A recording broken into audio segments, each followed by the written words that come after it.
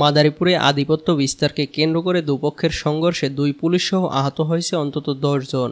এ সময় বসতঘর ও দোকানপাটে ভাঙচুরের ঘটনা ঘটেছে।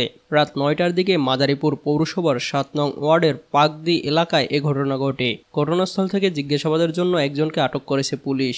পুলিশ ও ভুক্তভোগী জানায়, ওই এলাকার জামাল মিদার সঙ্গে শাহাদাত হাওলাদারের আধিপত্য বিস্তার নিয়ে দীর্ঘদিন ধরে বিরোধ চলে আসছিল।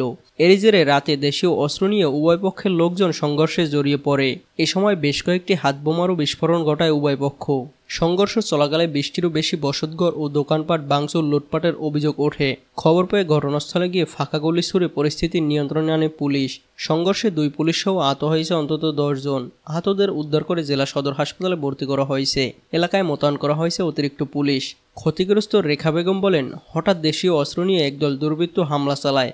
বাধা দিতে এলে বেশ কয়েকটি হাতবোমার বিস্ফোরণ ঘটায়। পরে পুলিশ এসে পরিস্থিতি নিয়ন্ত্রণে আনে। ক্ষতিগ্রস্ত ইমদাদুল হক বলেন, আমরা কোনো দলবল করি না, অথচ আমার একটি প্রাইভেট কার ও বসতঘর ভাঙচুর করেছে। আমি এই ঘটনার সুষ্ঠু বিচার চাই। পাকদি এলাকার মুদি দোকানি নাহিদ খলিফা বলেন, আমার দোকান থেকে সবকিছু লুট করে নিয়ে গেছে।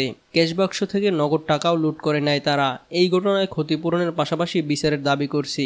মাদারীপুর সদর মডেল থানার পরিদর্শক মোহাম্মদ আমিনুল ইসলাম জানান, জামাল মিদার সঙ্গে শাহাদাত হাওলাদারের মধ্যে আধিপত্য নিয়ে বিরোধ চলে আসছিল।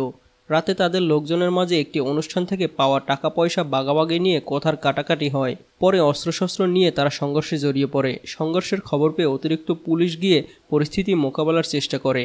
টিয়ারশেল ও ফাঁকা গুলি নিক্ষেপ করে পুলিশ। ওই 2 পক্ষের ইটপাটকেলের আঘাতে 2 পুলিশ সদস্য আহত হয়েছে। ঘটনাস্থল থেকে একজনকে আটক করা হয়। এ ব্যাপারে আইনগত ব্যবস্থা নেওয়া হবে।